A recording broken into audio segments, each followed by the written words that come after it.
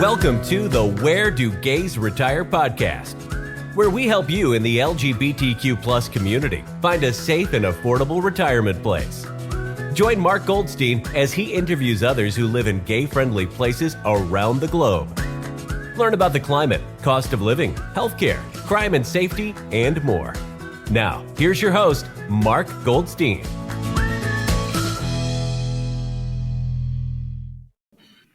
And today we're going to have a comparison, choosing your desert oasis. Albuquerque, New Mexico versus Tucson, Arizona.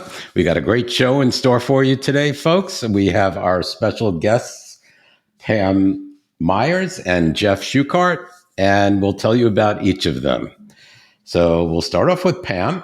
Pam is a storyteller, dynamic leader, and advocate dedicated to fostering prosperity within the LGBTQIA community through business innovation and social advocacy. With a multifaceted background, Pam has become a trailblazer in various fields, leaving an indelible mark on New Mexico's LGBTQIA and business communities.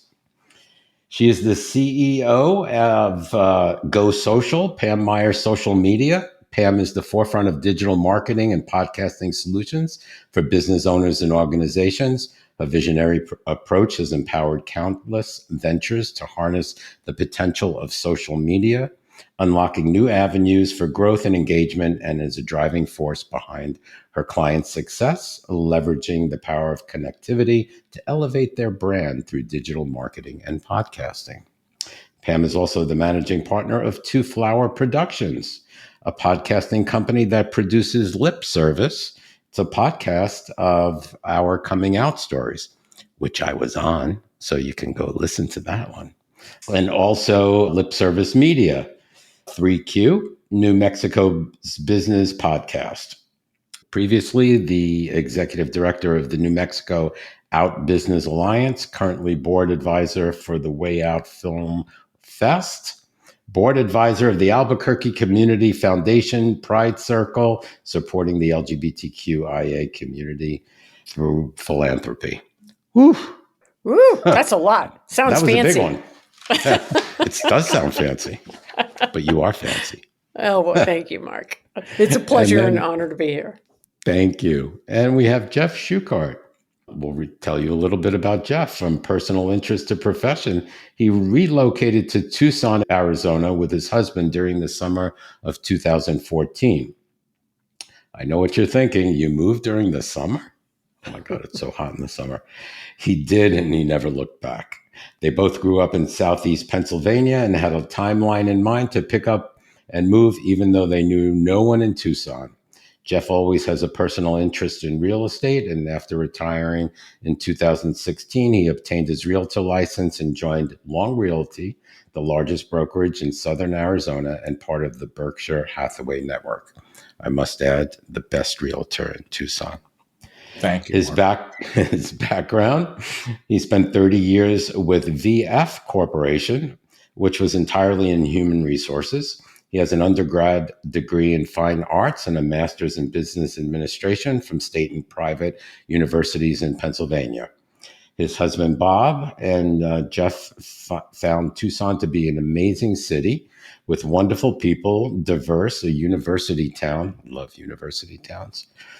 A city of gastronomy and culture, hiking, cycling, golfing, mountains everywhere, and a large gay community. He has volunteered most of his adult life and found plenty of organizations to support in the local community. He never tires about talking about Tucson and all it has to offer. Feel free to visit his website at jeffs.longrealty.com. That's JEFFS.LONGREALTY.com, or email him directly at jeffs@longrealty.com, and he can answer any questions about their experience. Welcome to the podcast, Jeff. Thank you for Mark, coming. as always, pleasure to be here. Thank you. So we'll start off. Welcome to the podcast. And can you explain why you chose both? You chose Tucson, Jeff, and Albuquerque or Placitas, Pam? Sure, Jeff, do you want to go first? Go ahead, sorry. Pam. I'll follow up. Yeah. We chose the Albuquerque area. It was a dream of mine to move to Santa Fe for 10, 12 years. And I brought my wife out to Santa Fe, and she did not think we were still working. And she did not think that she could find an engineering job in Santa Fe, that it was too small. And so then I said, well, what about Albuquerque? And so I had never been to Albuquerque before, but thought, okay, it's in the Southwest and it's high desert. So we came to check it out and liked the area. So we moved here in 2013 and never looked back. Great. How about you, Jeff? What brought you to Tucson out of every Similar place? story, just different city. That's all. Well, we vacationed here a few times throughout Arizona, Phoenix, North, and then Tucson.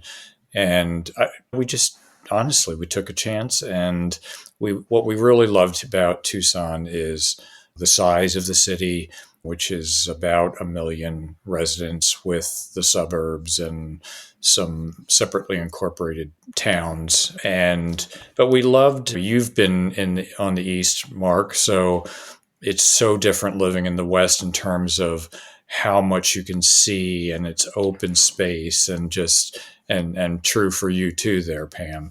Right. And so we just loved the area, and we said we'll come out for a year and a half, and if we don't like it, we'll look somewhere else. And 10 years later, we're still here. You're still here. Yeah. Perfect. There's something to be said for the wide open spaces where you can just look and see for miles. It just opens up, I don't know, your soul for, I don't know, good energy. Yeah, it's We don't have that wide open in Phoenix. Phoenix as much as we do, as much as you guys do in Tucson and Albuquerque. So, but we have city, and then if you drive out of the cities, Phoenix is so big anyway. Right. So then you get that open feeling. So definitely. So tell us, let's get on to climate and geography. How would you describe the climate and geography of Tucson and Albuquerque, and what makes each city unique in terms of weather and natural surroundings? We'll start off with that. Pam? I think I don't remember what the elevation of Tucson is, Jeff. What's your elevation there? roughly 2,800. Okay. So I think all in all, there's a lot of similarities between this area, between the Albuquerque area of New Mexico and Tucson, with the exception of elevation. And that's what makes our climate vastly different then, right? Because we're at 5,000 feet.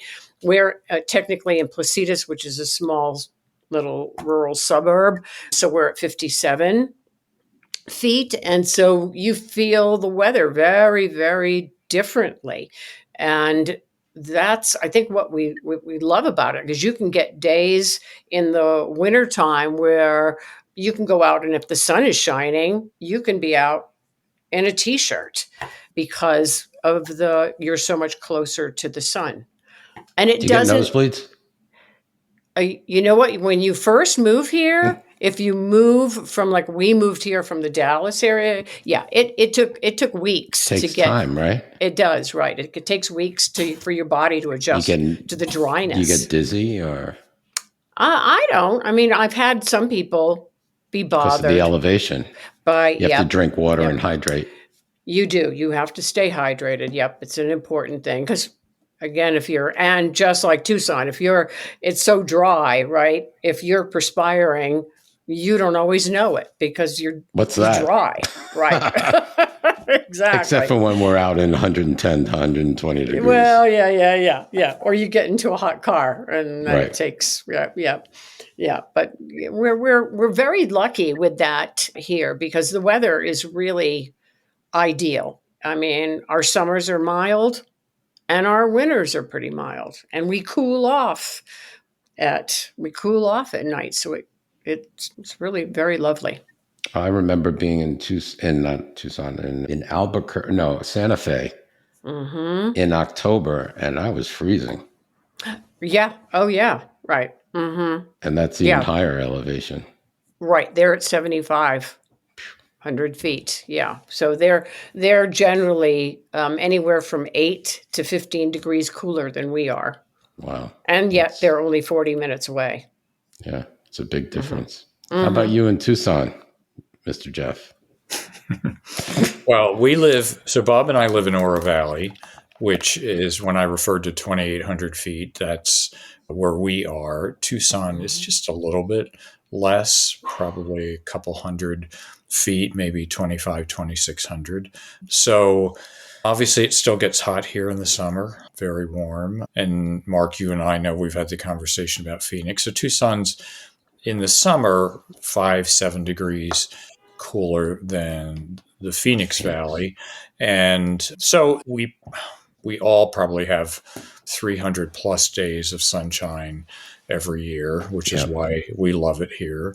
And just like Pam mentioned, for most of the year, but we cool off drastically. When that sun goes down, there's often a 25 to 30 degree temperature swing between day and night. And it's just 90 degrees may sound hot to some of our listeners, but when it's 60 at night and the sun goes down, it cools off really quickly and it's just beautiful. So we have different climate than some other areas, but it's just lovely most of the year, and it's hot part of the year. So It's a dry heat.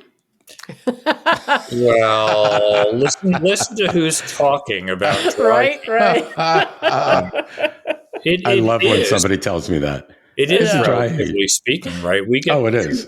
We get humidity in the summer, and it might be 30%, or maybe just, but you won't see the 70%, 80, and 90 that we were accustomed to where we lived before. So, it is dry, and hydration is really, really important, especially if you're outside and you're hiking or doing some type of activity, and you just don't realize how much water you need to consume.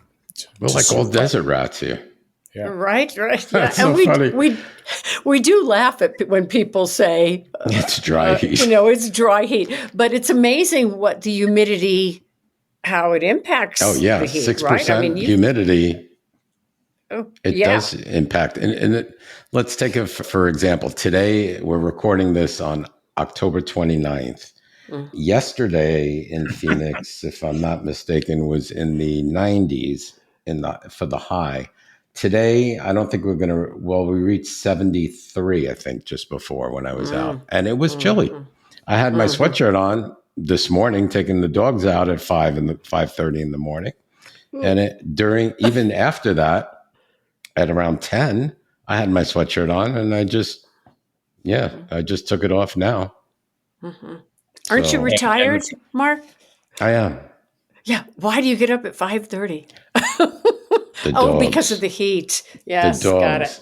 Yeah. Well, take the dogs up. The heat now in the morning is not bad. It's still it's in the 60s now and 70s. So I really could sleep in, but I'm so used to getting up so early from work. Yeah. That I'm still getting up. So Yeah. Yeah, and the dogs are used to it too. And they're like, "Where are you? Take me out."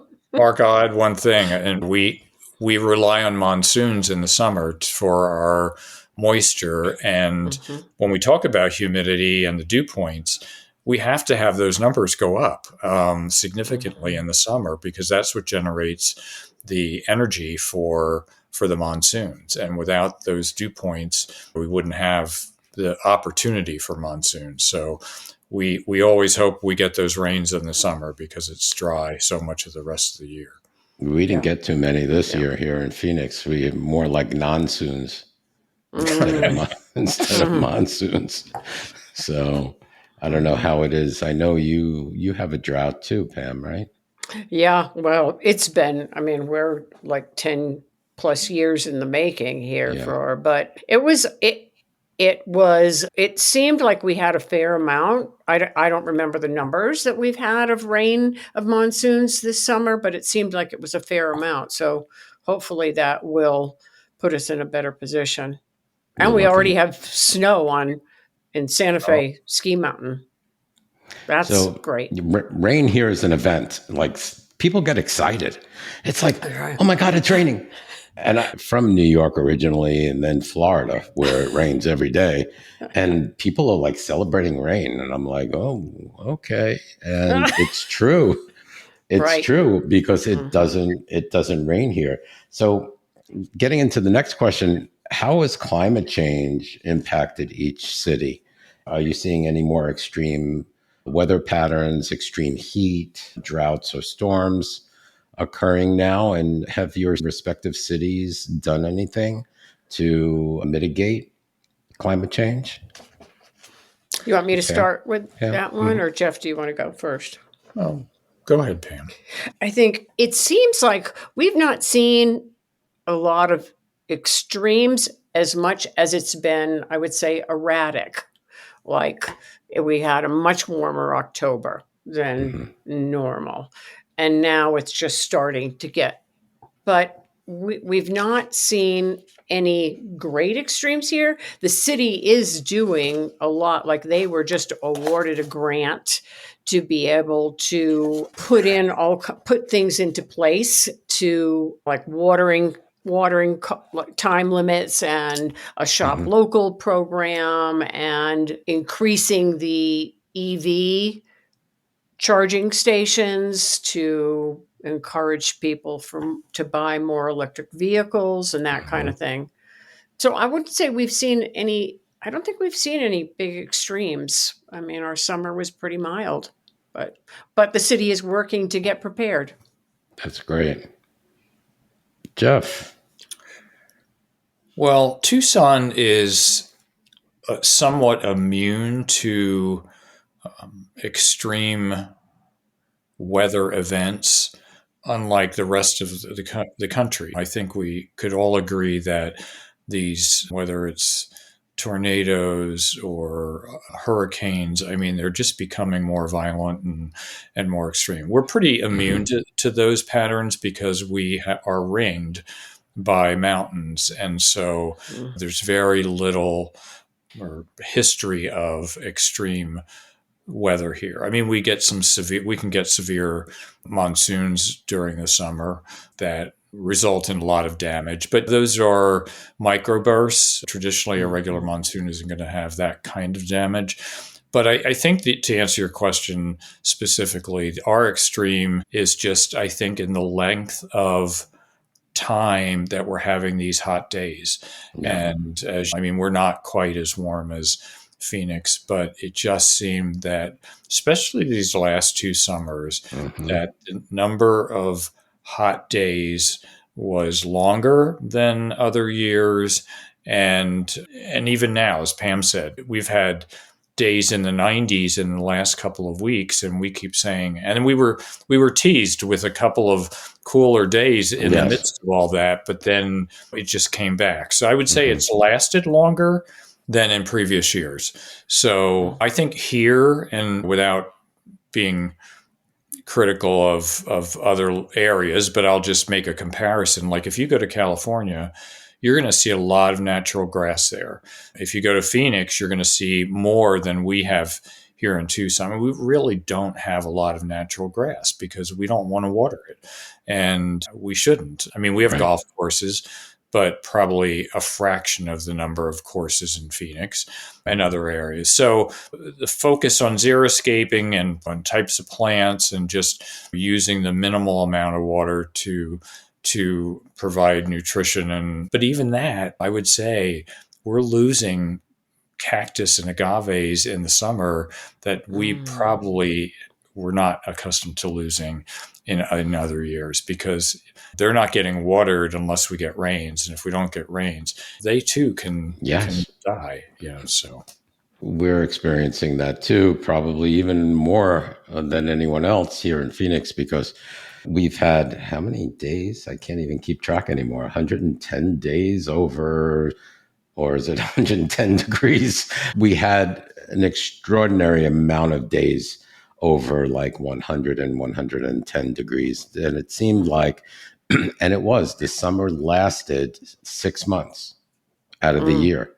So Wow. I personally, I kind of felt a Baked. captive of my own home. Because what do? You don't go out. You go out to the store, the grocery store, wow, whippy, but you can't do anything else in the Right. outdoors. So Sure. that's a problem. And so, okay. Mm-hmm. So do you know if the government in Tucson is doing anything proactive regarding climate change?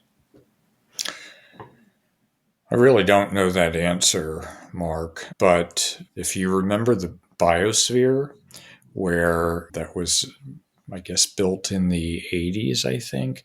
It's located here in Tucson. And that's where there was a small group of people who were kind of sequestered inside these buildings to see if they could plant and grow and with temperature to survive without any outside factors and assistance. So it didn't last, but I'm bringing it up because today the University of Arizona owns Biosphere and it's managed by them. And so there are interns that come in and they are working on specifically climate change issues. So I don't know that that's specific for Tucson versus it might be nationwide, but Yeah. that's one example I can think of. Okay. Yeah. It's a fascinating place to visit. Yeah. I definitely have to take another visit. Mm-hmm. Sounds Absolutely. interesting. So yeah, climate change has become a very big topic all over the world and as well on this podcast. So I always try to find out about climate change.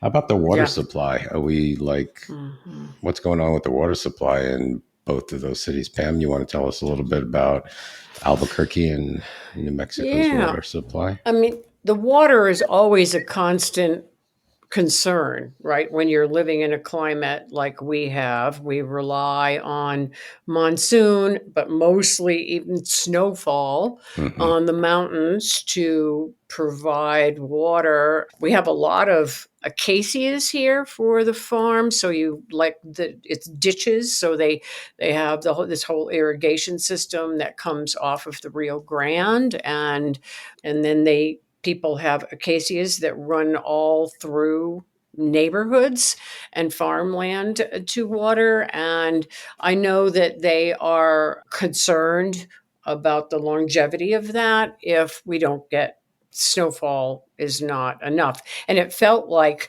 last year we had a ton of snowfall, but on the mountains, but apparently it wasn't what we really needed to have. So there is some concern, but the city and the state are taking measures to try and educate people on use of water. Most people here have stone or just natural grass, natural environments. So it's not like when you go into, oh gosh, like Las Vegas or something where you see, or even Scottsdale where people have green I was just lawns going and to they're say watering Scottsdale. all the time. Right. Yeah. We don't have a lot of that here. So that's certainly helpful, but they are working on providing education for resources to mitigate a lot of that and putting in smart water monitors and that kind of thing. So, Does New I mean, Mexico any get their place, water from the Colorado River? yes. That's what I thought. Yeah. I mean, any place in the Southwest where always water is top of mind, right? Yeah. It is. And you, Jeff, in Tucson, with I the mean, water same thing. situation, the same thing, right? It's always a question, and I get it from real estate clients. Yeah. Is who there going don't to be live enough water? especially Right. those that don't live here, and are we going to have enough water? And What do you tell them? well, I don't know that answer. I tell them that, in fact, I just was at an appointment last night, and I mean, I don't know this answer, but they're still building around here, Here homes, too. apartments, and I believe I'm correct in saying that the builder has to show that they have enough water for 100-year supply. Yeah. Now, I don't know how they're defining that or where they're coming up with that, but they can't build. It's not going to get approved unless they can prove that or show that. So, but again, to Pam's point, I mean, we do I mean, we have passive water harvesting on our property, so that passive meaning that when we do get rain, it's going to collect in these valleys that we've created with rock to help water downstream. And I say downstream, that sounds like a long distance on a house. It's not, but you know what I mean. So, and there's lots of educational opportunities here to learn about how to do those things through public gardens and the university. And so there's opportunities. People have collections set up under their, if they have rain gutters and things like that, they're using and they're reusing that water to keep their plants and trees replenished. So, but it's always a question. Yeah. Okay. Awesome. I was just listening. I just was listening to a podcast on NPR just yesterday, and they were talking about how we are in line to lose 30% of the trees that we have in the United States because of climate change. Wow. That's a pretty shocking That's a number, lot. I thought. Yeah. Yeah, we need more trees. Right. For sure. So sorry to interrupt you, Mark. No, not at all. I was going to go on to the next subject, healthcare. Let's talk a little bit about healthcare. How's the healthcare system in your city? How long does it typically take to see a PCP, primary care physician? Are there any concerns about healthcare access or long wait times? And how about where are the nearest hospitals to you, and how many hospitals do you have?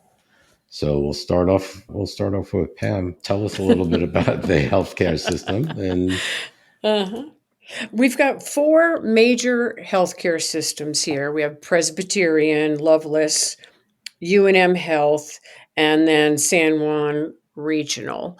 And Presbyterian and Loveless are probably the 2 largest. There's also a 5th one that is evading me at the moment, Christus St. Vincent. And so there's actually 5. and UNM, right? And UNM, yep. And I mean, it feels like they're almost like gas stations. There are so many of them all around. Now, the major hospitals, we are 20 minutes from one major hospital, 30 minutes from another. If you're right in Albuquerque, you're going to be 10 minutes, right, from 3 different hospitals within just a short distance. So I think in terms of having the hospital support here, it's really good. You are just like anywhere. I was at an event this summer, and healthcare had a table, and somebody walked up and said, "I've just moved here. I need to find a new doctor." And they said, "Well, you're going to have a 2-week wait list. We're on a 2-year wait list." Wow. And I was like, "You're kidding me. 2 years? That seems a little crazy." But on the other hand, my wife needed to get in to have her hip looked at, and she called today, and she has an appointment on Monday. So it really, I think, just depends on the facility that you're trying to get into. Do you have a primary care physician? Yep. And how long does it take you to get in? A weeks? A week, usually. Yeah. I mean, maybe it's for new participants. That's my thought. Yes. If you're looking for somebody new, it might be more challenging. It also might be UNM that for that particular one. That's 2 years. Right. 2 years That's a long time. Right. Sure is. Yeah. But okay. It's also that we've lost a lot of. I was reading a report to get ready for this podcast, and I was surprised to read that we've lost 30% of our doctors in the state as a whole since the pandemic. And Why so do you now think they're that working. is? They didn't have a reason. I do know that the doctors in New Mexico don't make nearly as much as they do in other cities or other states. That could be the reason. Could be a big reason. Yeah. How about Jeff? How about Tucson? Hospitals nearby? How long does it take to get into a primary care physician or a specialist? I was counting while Pam was speaking because I usually don't name the hospitals when I'm on these podcasts, but I'm pretty certain we have 6, That's a and lot. there's one in Oro Valley, which is probably 7 minutes from where we live. There's one that is called Northwest Medical Center. Those two have some type of relationship, and for providers as well, where they have privileges at both hospitals. Banner is University of Arizona. It's a teaching hospital, so it's very large with multiple locations. We have Tucson Medical Center, and then we have St. Mary's, and we also have a VA hospital here in Tucson. So, and they're all over the geography. So I find that if you're going to a specialist, which I'll just speak from our opinion, is that we have very Sure. good specialists in Tucson, and Tucson isn't that big. I'm willing to drive to a different part of town to see a specialist that I want to see. But a lot of the specialists, if their practice is large enough, they'll have multiple office locations throughout the city. The one thing that I have been disappointed in since we moved here is the number of PCPs who leave, and the turnover is high. I think part of the reason is the wages, as Pam said. The other piece is the demand on them. I sound like I'm pretty knowledgeable about it. I believe I really am correct. It's the demand that's placed on them to see patients and the volume of patients. And I believe it's the result of practices being purchased by conglomerates who are not in medicine, but they're in there for the profit. And so Yeah. I have had personal experiences both in Pennsylvania before moving here and here where my PCPs have left to go to a VA because the VA offers them a set schedule, Monday through Friday. They don't have to work past 5 o'clock. And am I accurate on every single thing? I don't know that I am, but I do believe that Probably. that's why a lot of them were leaving. Our PCP in Pennsylvania, he was fairly young. He had 4 young children, and they were pressuring him to see more and more people. And one of his goals was to offer the amount of time necessary to get to know the patient and spend as much quality time with them as he wanted to. And so he left. And I think that's the case here as well. So my most recent PCP left in, I think, July. So I have an appointment in November to see a different PCP. So it probably was about 4 months out for that. And specialists, again, if you have a relationship with one and you're already a patient, I don't find that it takes an excessive amount of time to get scheduled. But if you are not a patient, it could take 6 months or longer to get in to see that person. But I mean, overall, the level of healthcare here is more than satisfactory. I mean, we like most of all of our docs, but that whole PCP thing is just, I don't know if it's going to change. I really don't. I mean, This is my wish, they should make it illegal for companies that have nothing to do with the medical field that just buy up these medical practices. They should make it illegal to do that. You should have some sort of medical background, not just a financial interest. Not just be in it for the money. Yeah. Right. And then screw it up management wise, and these places start collapsing. Right.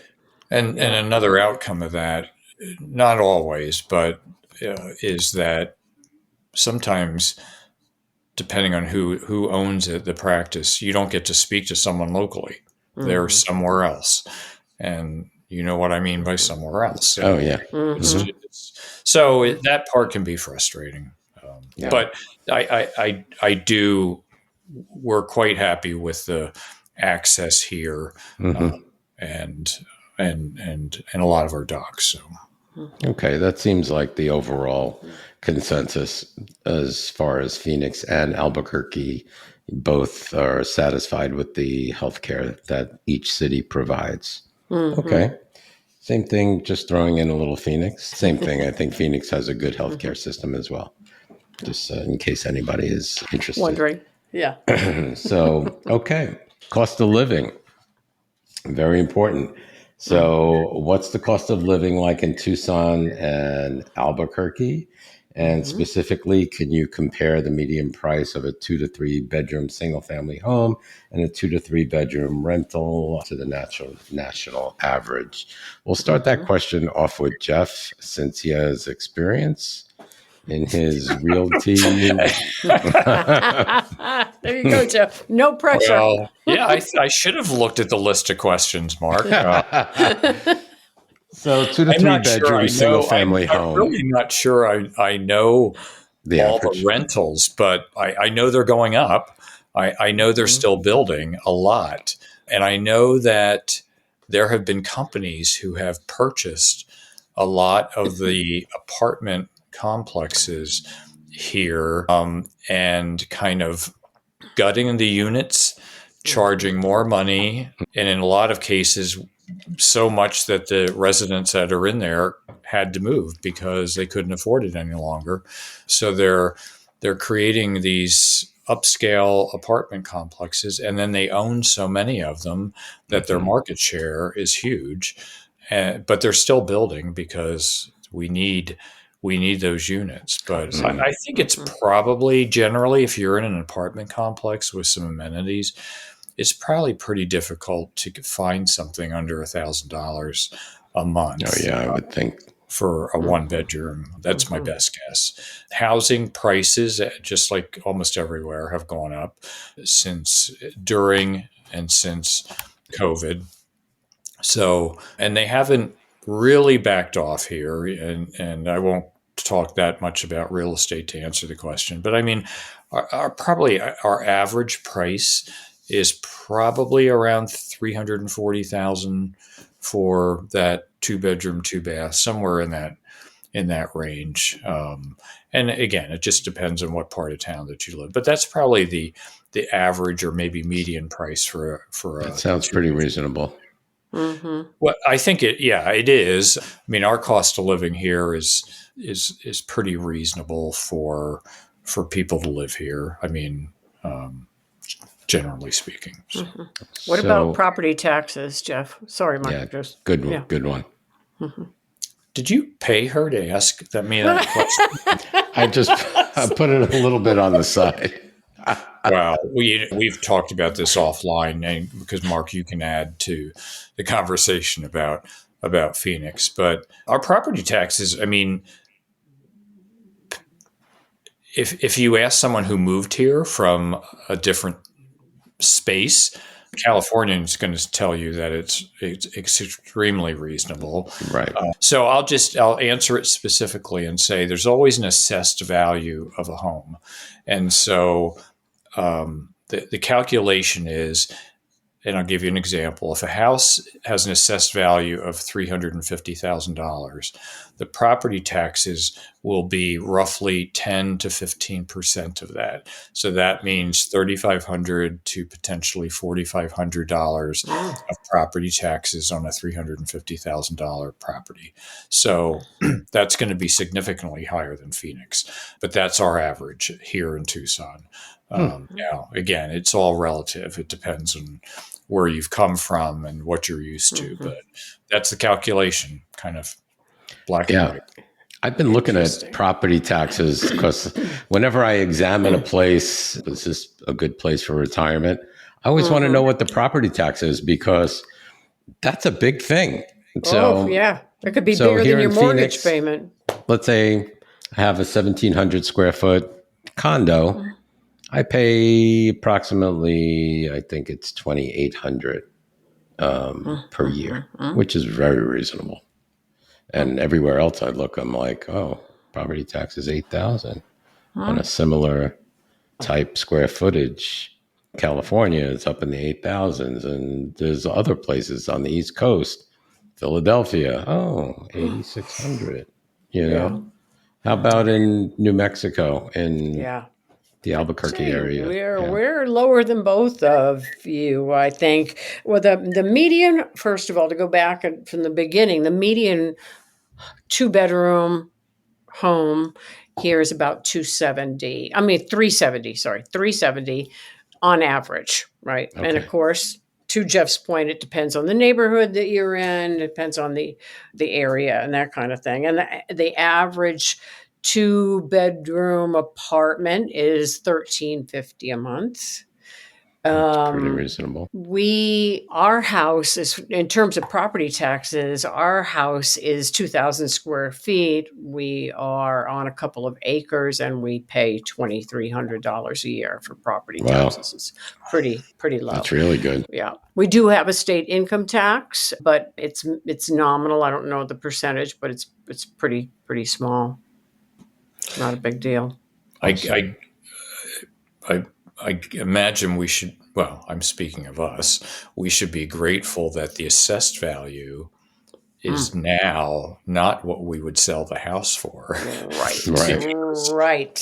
Yes. With the spike in home prices. Oh yeah. We're probably paying around $9,000 in taxes for 3,250 square feet on about an acre and a half. But the value of the house, or not this, but the value if we sold the house would be quite a bit higher. So yeah, right. Yeah, they'd be paying a lot more property tax. we would be. Absolutely. Yeah, awesome, excellent. So both Albuquerque, New Mexico, and Tucson have very reasonable property taxes. So something to definitely take into consideration if you're looking to move to either of these places. And Phoenix as well. I'll throw that in. It has pretty good property taxes. How about cost of living? Utilities, grocery bills. I know grocery bills have gone up everywhere. But utilities, internet in each city, water, how does that compare? Pam? Well, no, you go right ahead, Jeff. Go ahead, Jeff. I'm a bad host.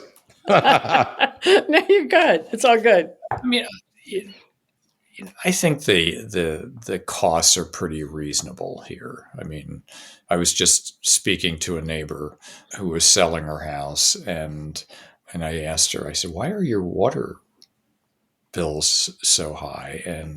But our water bill is roughly $125 a month.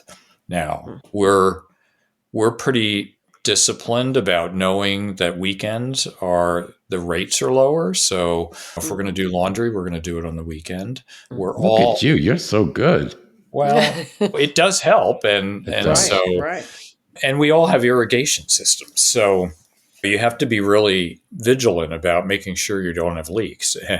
But we live in our valley. So we can watch the daily usage. And even if it spikes, sometimes we'll get notified by the city that you have a spike and to at least investigate it. So I think water rates are pretty reasonable. And so is gas.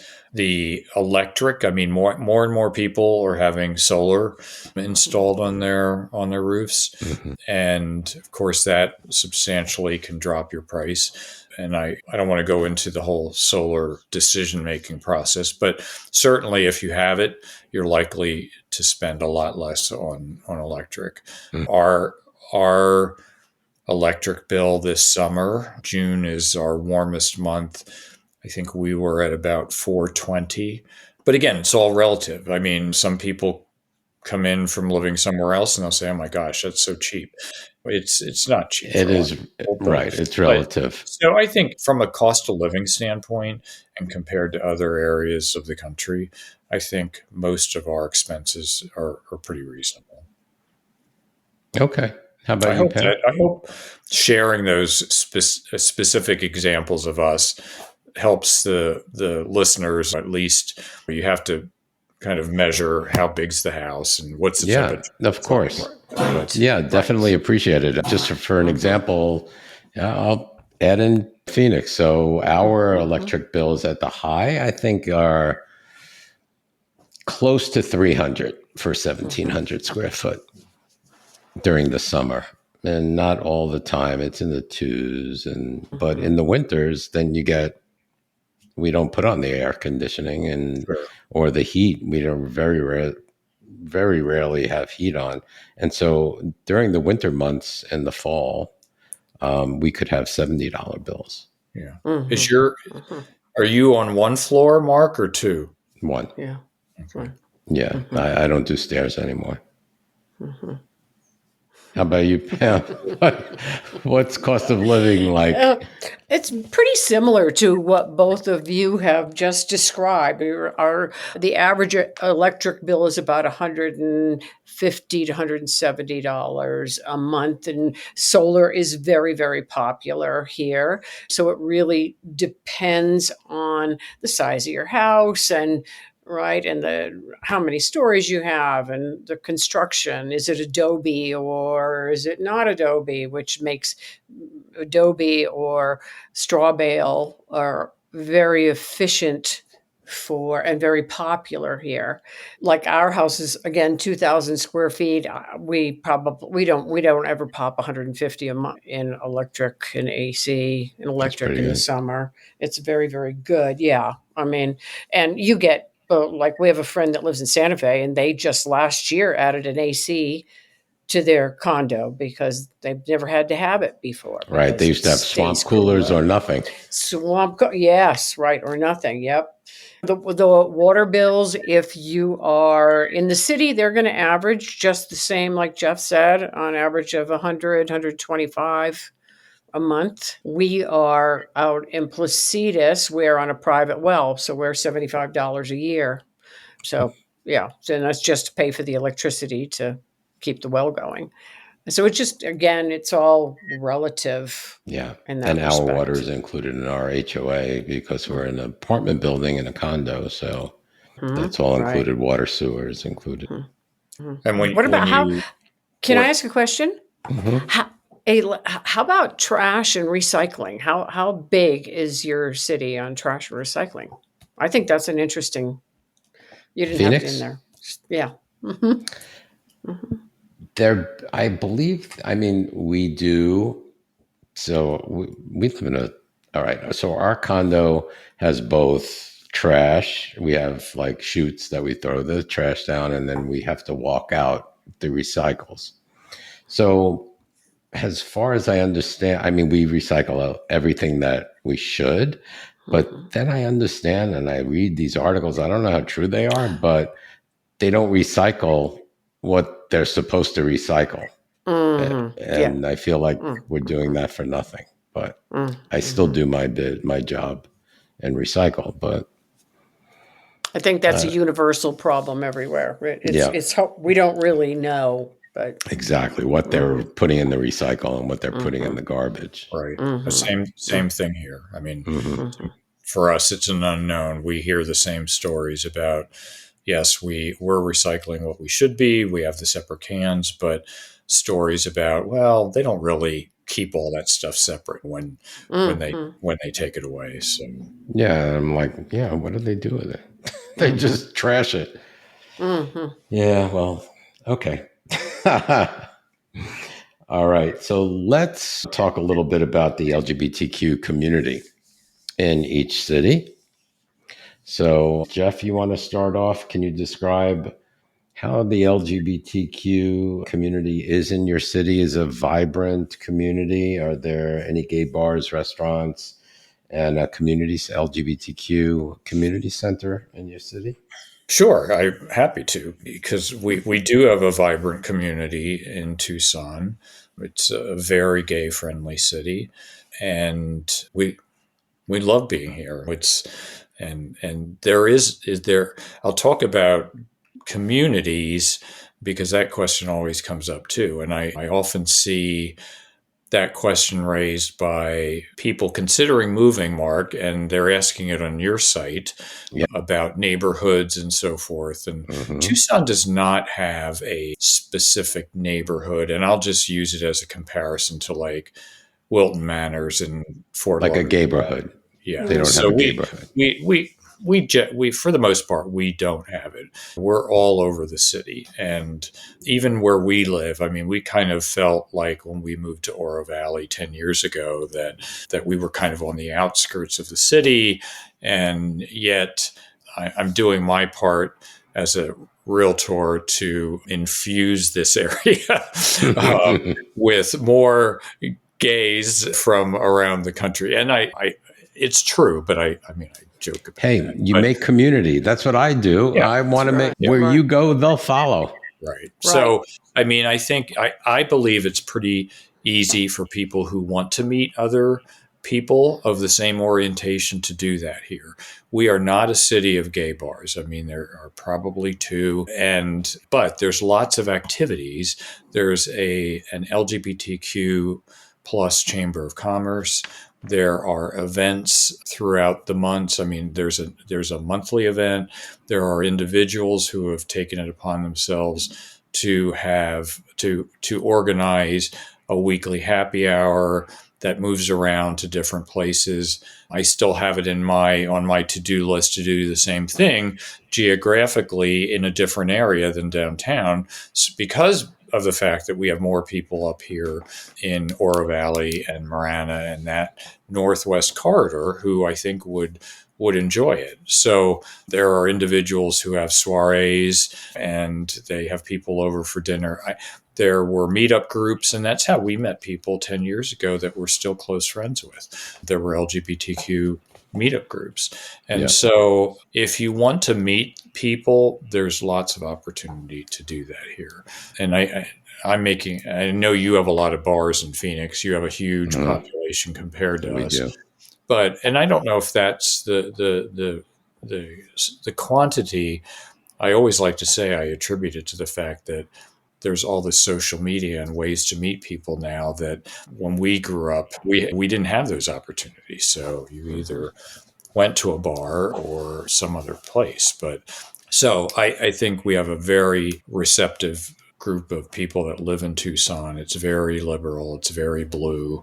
And we live in a neighborhood of, I would describe it as professionals who most of them are retired. They came from other places in the country. And yet from the time we moved in here, we were welcome, and we just find, not just a community, but Tucson's a very friendly place. So. My two dear friends live. You sold them their house. Oh, in Oro Valley, yeah. Yeah. So yeah. So is it as?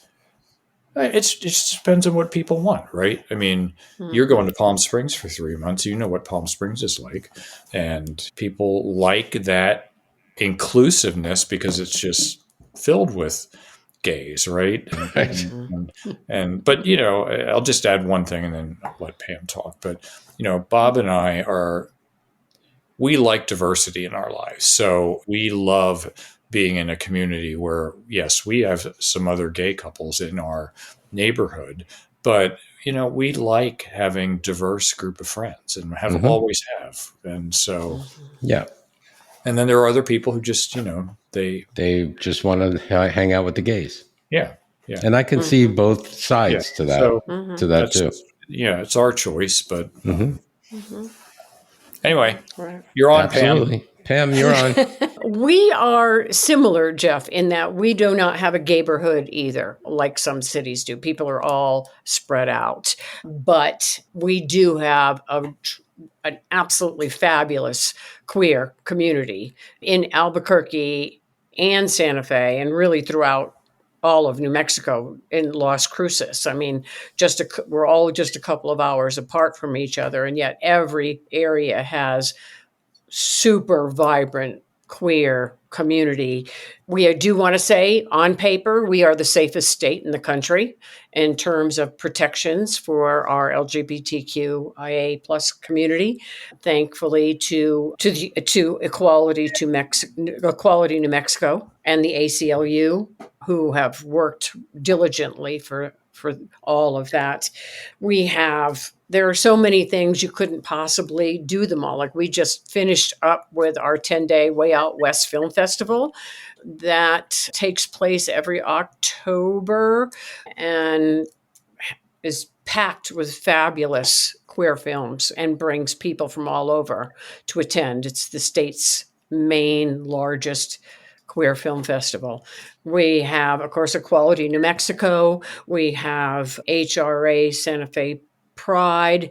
We've got the Albuquerque Community Foundation Pride Circle. I mean, there's groups like Let's Go New Mexico that do all kinds of events for lesbians, and there's several meetup groups. So there's 2 Friends of Dorothy groups. One of them meets weekly in Santa Fe, and one of them meets monthly, every other month. I know of the Santa Fe Albuquerque one. area. Yes. Yeah. So there are drag events every single weekend. While we do have 3 gay bars here, there are other venues that also are gay friendly where there are continual drag events every weekend. You couldn't possibly do them all. I mean, we have a fabulous drag scene here. So See, Albuquerque has gay bars, but Santa Fe doesn't. Correct. Yep. They've never been successful in keeping one going, and yet they have a very large gay community. But yep. Yeah, because when I was there, I was like, where's the gay bar? And they're like, oh, we don't have one. I was like, why not? And they're like, we don't need one. And I thought, oh, okay. I kind of thought you need one anyway. But I think it's nice to have because me too. I feel it's safe. just a little safe place. Right. Because if I go to a mixed bar, I don't know. Not that I'm hitting on somebody. I just don't. Somebody may take offense of me striking up a conversation with them. Who knows? Right. Yeah. It is nice to have, but yep, they've not ever been successful there. I wonder if age has any impact on that. I mean, I would say Tucson's in general is a pretty mature place, and even in the gay community, I mean, maybe it's just because I don't know a lot of younger people because of my own age, but I do wonder, because of these social activities and professional and groups that we all have, is there enough opportunity then for us to get out and meet and have friends and strike up relationships with people? I would say yes. I mean, and I don't know, Mark, in terms of Phoenix, you have a lot of bars. Yeah, and Phoenix is a little bit more based difficult. on the fact that you have a younger population than Pam's or ours? I don't know, but it's an interesting question to pose. It is, and we do have that. Yeah, we do have that bigger population and that demographic of we're going to have young people. But then again, I mean, we have a group here called Our Gang. It's a gay meetup group that meets up every Friday.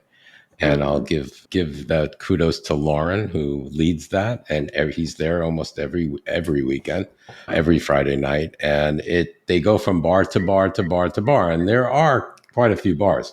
Probably he knows the amount. I'm sure he has it on a spreadsheet, but let's say take a guess of 10 at least, and they're all people our age. So it's kind of nice. You have prime timers too in Phoenix, don't you? Because we have a group here as well, and we have senior pride too. I always say I'm too young for prime timers, but I'm really not.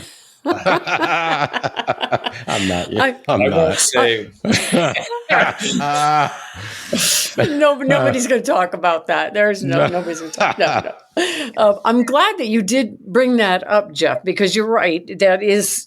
I think that has a lot to do with it, because the gay community in Santa Fe is older, right? They're most retired, probably 50 plus, where Albuquerque has a much younger sect. So, and then you think about the apps that are out there. So people say, oh yeah, there are apps out there, so now there's no need for gay bars, but I don't believe that.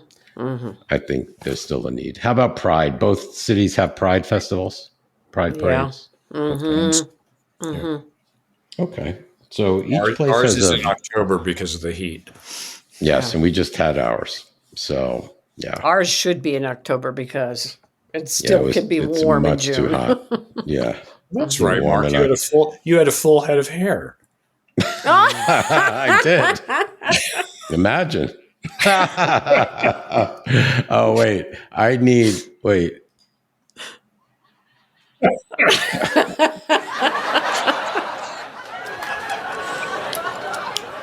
I love that. Oh, perfect. Yes. Perfect. So I did have a full head of hair. Okay. On to the next subject, crime and safety. So, how would you rate the overall crime and safety in Tucson and Albuquerque? Is crime in these cities primarily property theft, or do you see more violent crime? Now, I know Albuquerque gets a bad rap wherever you speak to somebody that, oh, don't go to Albuquerque because of the crime.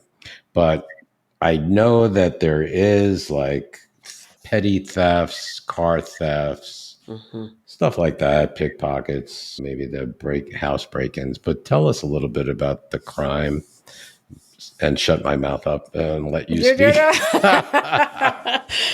You're absolutely right, Mark. Albuquerque has a bad rap for crime. I mean, we hear it all the time, and I think Is it exaggerated or? I think it's somewhat exaggerated. However, that said, I mean, we don't live in downtown Albuquerque. We live rural because we like the environment and the security. It does historically, we have had a higher crime rate. The statistics say that we are 75.6% higher than the average state. That's pretty high. That's pretty high. That's very high. However, it is declining. Homicides have decreased by 27%. Robberies have decreased by 41%. Motor vehicle and other types of crimes have decreased by 13%. But so I think it is getting better. But is it great? Certainly not. I mean, where we live, we don't even lock our doors most of the time. So, and do you think it's mostly like car theft? A lot of it is. Yep. And how about home invasion? I don't like that. Property crime rate is 1.158 per 1,000 people. I don't know how that compares to like Tucson or Phoenix. Do either of you? I have no idea of the. I don't know the numbers, but I did read prior to our podcast that some of our rates are dropping. I mean, we have all of the above, and from what I read, I mean, there's still some violent crimes, but those that are more frequent are either robberies, stolen vehicles, and things like that. And I would just add that I'm sure it's true where both of you live, that it's certain parts of the city. I mean, I don't even know that it's downtown here as much as it is some other areas of the city that are just prone to probably, I'm just going to say, homelessness, drug activity. And so it's definitely geography based, or the statistics are a result of geography based. And then there's going to be some areas where it's not an issue at all. So the good news is, when I was reading, is that a lot of our rates have dropped, but it's still, you can't ignore those numbers, and you can't ignore the fact that it still happens, right? So. Right. So where you are, Jeff, in Oro Valley, you feel safe going out if you had to walk the dog at 2 a.m. Yeah. Yeah. And where you are in Placitas, not an issue either. No. No. How close is your nearest neighbor? To us, probably about a quarter of a mile. Oh, okay. So that's out there. That's out there. That's a rural area. Yes. Placitas is, parts of Placitas, where we are, we're a little bit more removed. We're on the outer skirts of it. Very good. And to Jeff's point, it really depends on the part of the city. Like any city, it depends on the neighborhood. And does Albuquerque and Tucson have a homeless issue? Oh, yeah. Yeah. I'm not sure of the percentage, but I mean, Okay. is there a Yeah, we city in the that doesn't That doesn't? really? Not really. Hmm. Not that I know of. No. no, we definitely have it, but there are gosh, it's just there are certain intersections where they're going to be out Hmm. panhandling, Hmm.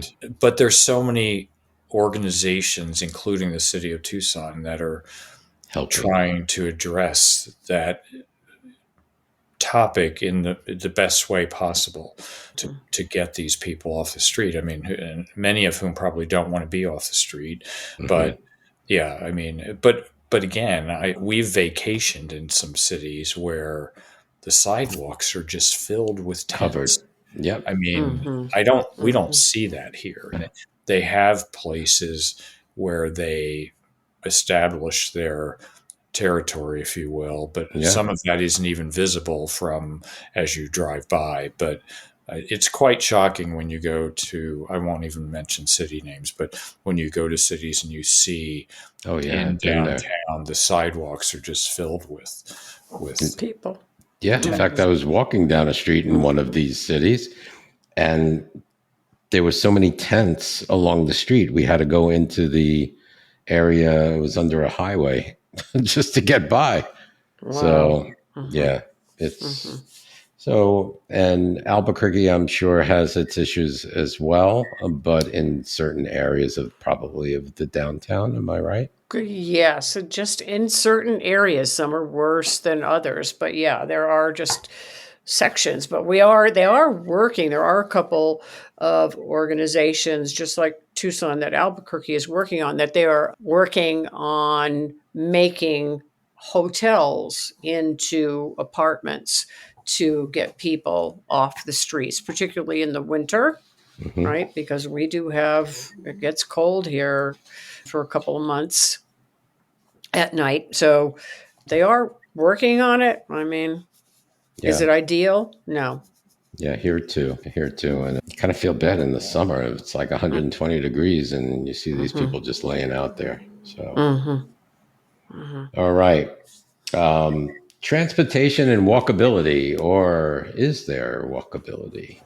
We'll start off. Pam, do you have any? Does Albuquerque have any type? Oh, I know. I'm not going to say it. I'll let you say it. Albuquerque does have a bus system. It's not ideal.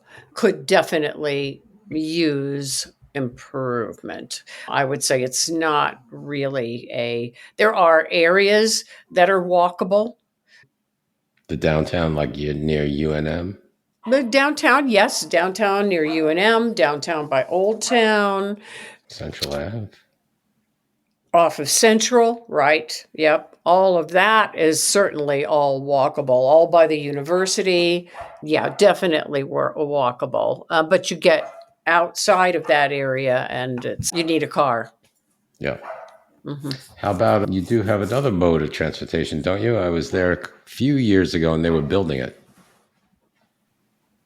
Light me. rail? No, Are you talking no. about, the bus system that Don't they goes have up and light down rail? Central? That's a bus. No, it's a bus system that goes up and down. It is electric, goes Looked up like a and light down rail to me. Central. Yeah, no, mm-mm. It's a electric bus system, and it runs up and down Central. Oh, okay, got it. And Yeah, that's all it goes. that's pretty much all it goes. There is a train that goes from south of Santa Albuquerque Fe to Santa Fe, the Rail Runner. Rail. So if you are, which is a really pretty train ride, and it takes you about, I'm going to say 40 minutes maybe Mhm. to go from like Albuquerque all the way up to Santa Fe Santa on the Fe. train. Yeah. Yep. Hmm. That's a good. Hmm. Yeah, I like that. Hmm. You can go back and forth Right. rather quickly. Yep. You How can take about your you, bikes Jeff? on it and all that. How about you, Jeff? Anything? Does Tucson have any? I know they have buses, right? We do. I mean, I wouldn't define Tucson as walkable, although, I mean, I do know a couple of people who have moved downtown because there's been so much renaissance going on down there with building condos and so forth. But I do know people who have bought and or rented and just gone down there because they wanted to at least for some period of time try that lifestyle of being able to live downtown, kind of be in the midst of all the activities that downtown offers. I don't know that it's a long-term choice for them. And in terms of shopping and groceries and things like that, I mean, there's a co-op downtown, and there's probably a number of other places that you can get groceries, but it's not going to have the amenities that you might find if you had a car and used the car instead. But there's bus service, but I don't know how many years ago now, but I think since we've been here, so maybe it's 8 years or something like that. But we have a streetcar downtown, Oh, very good. and it's really well used. It's limited in terms of where the reach, but a lot of it is around campus. And I always see references to, like, if they're the one weekly happy hour, the LGBTQ happy hour, they, depending on where it is, they may say take the streetcar, because then people can drive and find a parking space at a designated area where the streetcar stops, and they can take that to downtown. Same thing with some of the arts venues that are on campus and things like that. So it's very well used. It's really nice. It was very expensive, but it still has a limited reach. So, but it does kind of take its roots, take campus into consideration as well. Mhm. And it's like Phoenix too has a light rail, and you're able to go from one part of Phoenix to the other, Mesa, Tempe. But the thing is, in the sun, like if you go grocery shopping, who wants to be walking around in 120 degrees? So Right. I still say, even though you could exist here in Phoenix, probably without a car, I would say a car is preferable because of the extreme heat in the summer. Pam, Mark is doing us a favor. He's promoting our two cities because he keeps That's talking it. about how hot it is in Phoenix. Right. I know, right? Well, it is. Yeah. we're Yeah. always honest about our answers, Mark. So. Yeah, Yeah. absolutely. Mhm.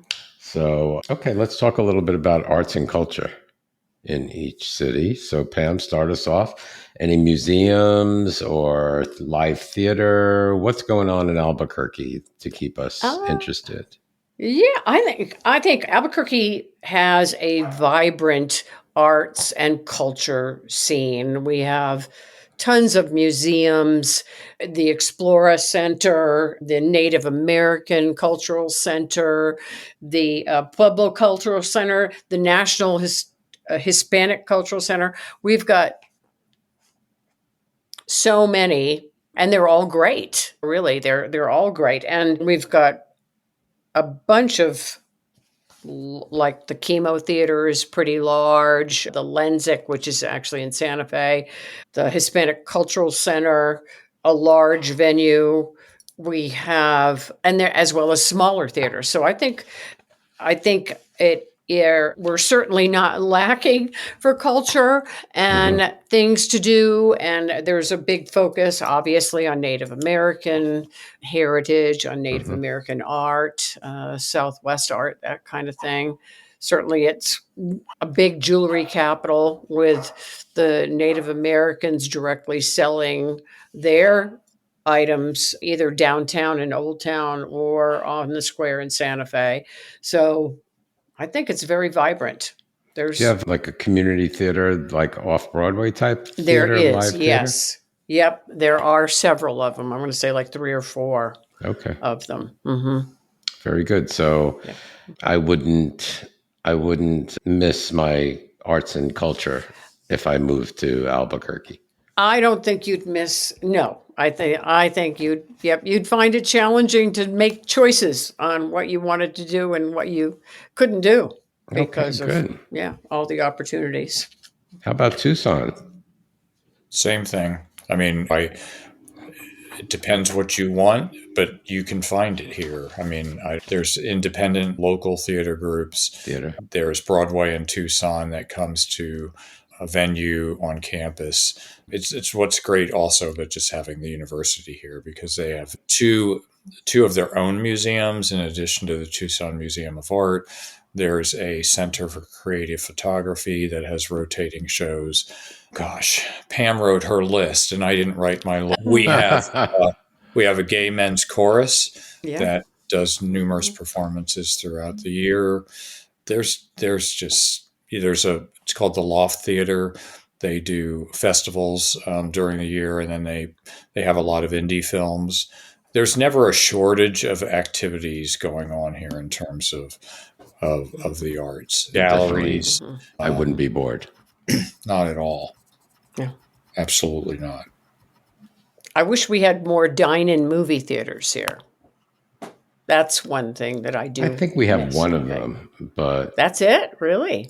yeah, I think it was a fad actually, but I don't know what happened to them. Wow. Yeah, we might have one. Yeah, the only dine-in is like popcorn. Oh, wow. Yeah.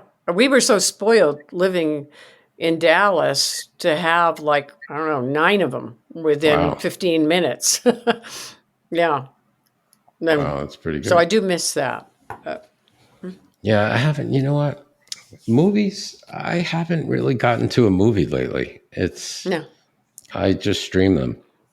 Yeah. I don't know. Maybe it's lazy retirement, or it was even before that.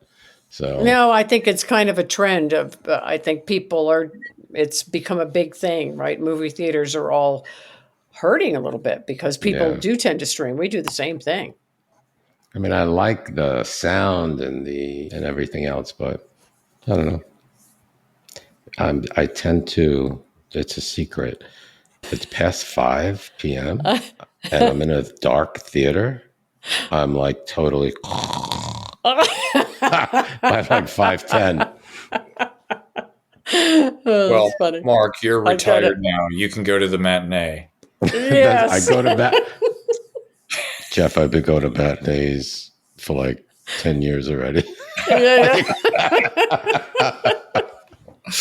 Because I just can't, even when I was working, even in New York City, I'd work a whole day. I'd get up at 4 a.m. and here's one. We went to Broadway to see Les Mis. There was there was like 4 of us. No, maybe 6 of us. And we just had a pasta dinner right in Manhattan, right before the show. We get to the show, they dim the lights, and I could feel it coming on. And I said to myself, Mark, you just spent $100 and whatever on this show. Do whatever you can to keep your eyeballs open, like I needed toothpicks. After a half an hour, I said, it ain't happening. I just... Sorry. Nope. I was out like a light. The next thing I knew, standing ovation. I'm looking around. I got up and I looked to my husband and said, no wonder why they call this lane miserables. Because I was miserable. But yeah. Dinner at Carmine's? In fact, I think it was another. I've been to If you ate at Carmine's, you would have eaten a lot of food. Yes, a lot of food and pasta. And the pasta just did me in. Yeah. It's the fault of the pasta. Yeah, that's what I blame it. I was like, yeah. So I saw Les Mis and I was Ms. Yeah. I was so Ms.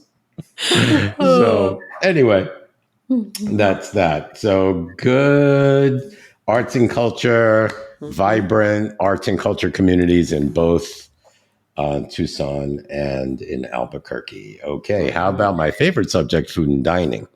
Yes. So let's talk a little bit about restaurants, dining, food experience, and let's start off with Pam in Albuquerque. Albuquerque, I thought this was fascinating, and I love this, that Albuquerque was recognized as the top food city to travel in 2023. And I think we have so much diversity here in terms of food culture. Of course, the biggest question is red, green, or Christmas, right? And if you've ever been to New Mexico, you've heard that term. Everything's about the chili here. Christmas is both? Christmas is both. Yeah. Yep. I think I tried them all. Yep. But there's Native American cuisine, certainly New Mexican cuisine, which is not to be confused with Mexican cuisine. We have a New Mexican here in Phoenix. Do you? Yeah. We do. We do too. Cool. Yeah. Is it good? Yeah. Really good. We have, and we're home to Happy Accidents Bar, which is been voted the best cocktail bar in the United States for 3 years in a row. Happy Accidents. Happy Accidents, yes. The owner. How did they get that name? One of the owners, Kate Gerwin, Kate and her business partner came up with it because drinks can be happy accidents, right? And so they have just these great cocktails, both alcohol and non-alcohol, that they do and a great food menu. It's really cool, hip space on Central. It's always busy. She's getting a kickback. Yeah. Yahoo for Happy Accidents. Yeah. If you listen to this podcast, Happy Accidents, Pam and her wife, a free meal would be really nice. Yeah, right. Okay. So a vibrant food scene. Do you know if you have any Michelin star restaurants at all? There are. Oh gosh, and I can't remember. I've been to one that was so Los Poblanos is and farm to table. Both of them are farm to table style. Both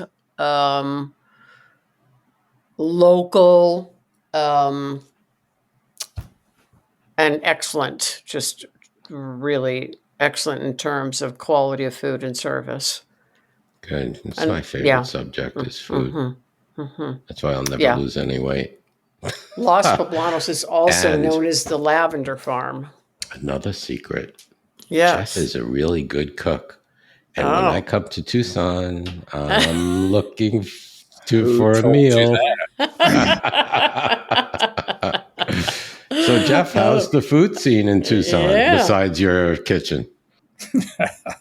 Well, it's very diverse, and there's a handful of restaurants that have been around for a long time and are extremely well known with different cuisine.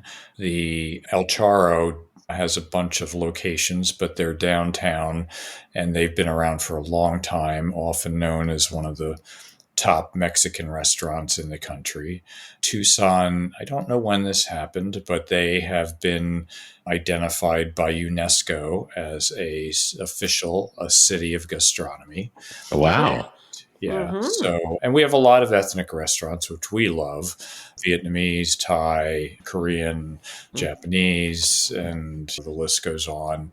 Sometimes I'm a little disappointed that they all test further from us where we live downtown, but they stay up later down there. And why not? They're doing the right thing. We have at least one restaurant group that has a bunch of different restaurants. And Mark, you probably know it. Fox. Yeah, we just went to one. I think the Henry is here in Phoenix. And they've been expanding outside of Arizona, but so they have quite a few different restaurants. So yeah, there's a lot to choose from. Really good food. And it was just recent. There was a vegan and vegetarian festival. I don't remember where they hosted it, outside somewhere. And then all these restaurants or maybe they were mom and pops who just, because vegan and vegetarian has gained a lot of attention, and then we have a lot of food trucks too. I mean, I can't tell you the names of them. I don't remember, but they're all over the place as well. So, believe it or not, I was only in Tucson once, and it was just a date thing. And we stopped into what's that hotel? Congress. Where you go on the outside, they have this outside area. Hotel Congress. It's old, very Yeah, historic. It was beautiful. Yeah. Yeah. Actually, I don't know, it's fairly recent. It's called the Century Room in the Hotel Congress. And I think it's pretty much weekly. They bring in a lot of jazz musicians. And so picture the dark wood, the long room, the Hmm. little stage at the end, smoky martini. They're not smoking, but the old martini bars. And Hmm. they apparently bring in fabulous performers in there. Wow. So, and I'll put a Cool. plug in because I forgot to mention this in one of the questions, but Tucson has one of the largest book festivals in the country, and it's always in March, I think around the first weekend. It's on campus, and they bring all kinds of authors in over the course of a Saturday and Sunday weekend. And I've tried to convince Dave to come down, Didn't he and come down once? I don't think so. I thought he did a book Even if he thing didn't down. want to promote himself, just to come and see it, because they'll have panelists speaking, they'll have individuals, they have a culinary tent. Of course, Oh, the wow. university has all kinds of tabling going on. But yeah, it's for people that are readers, or even if you're not, it's just a great event to come to. What time of year is Awesome. that, Jeff? March. It's usually Okay. like the first weekend of March, which we always say March is one of our best weather months. So We'll have to take a little class trip.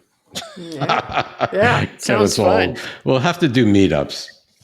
yes, we will. Where do gays retire meetups?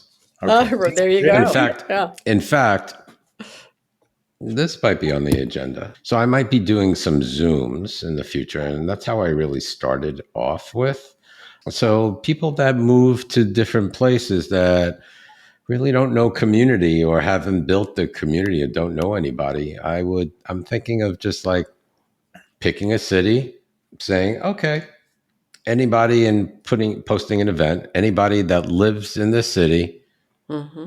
join the Zoom and then get to know one another and say what Mm-hmm. you want to say. And I'm all about building community. So we'll Right. see what Right. we'll see what happens. Right. We Great can do idea.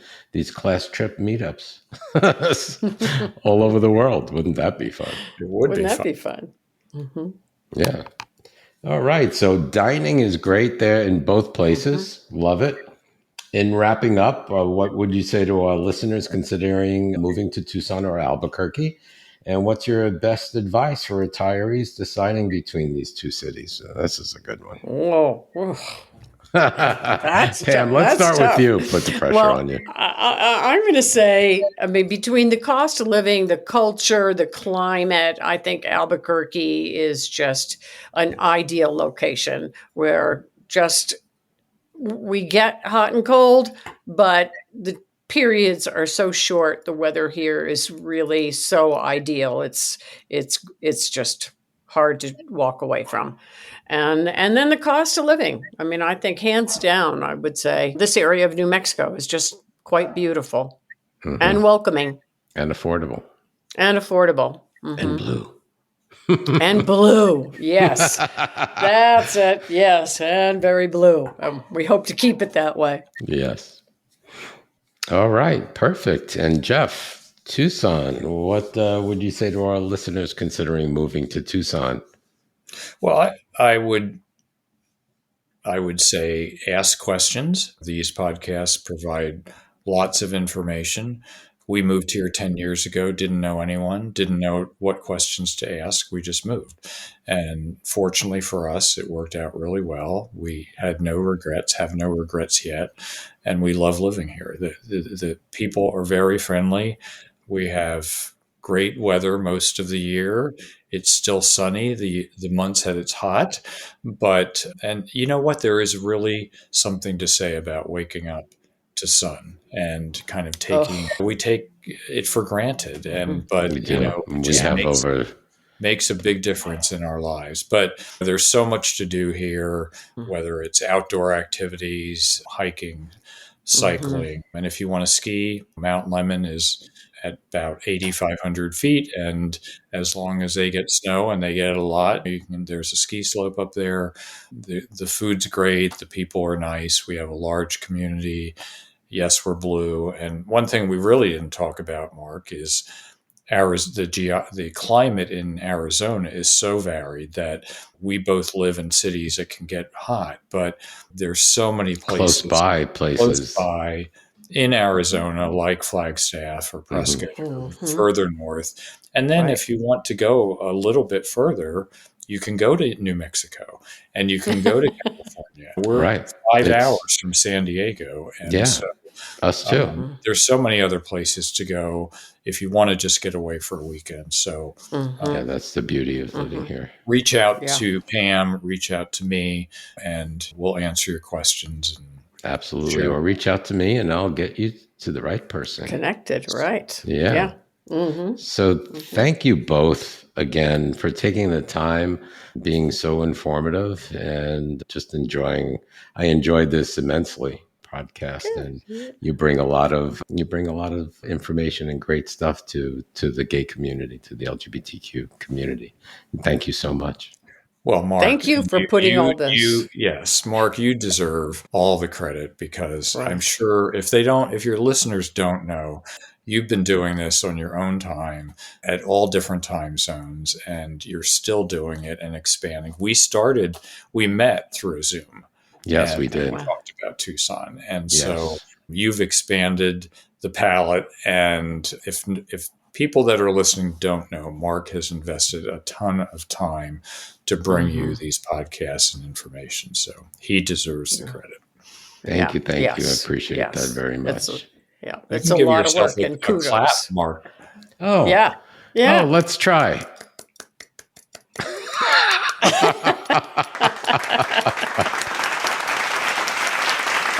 And you know what? A cheer.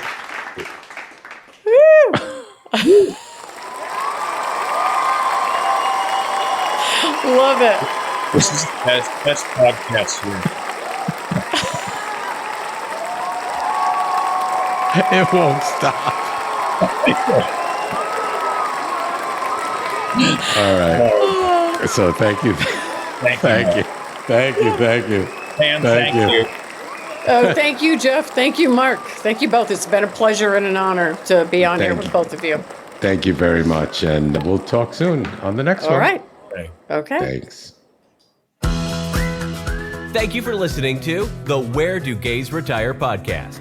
If you enjoyed today's episode, please subscribe to our podcast and consider making a donation by clicking the coffee cup on any page at www.wheredogaysretire.com. Each cup of coffee that you buy costs $5 and goes towards helping us continue the podcast. Thank you for your continued support.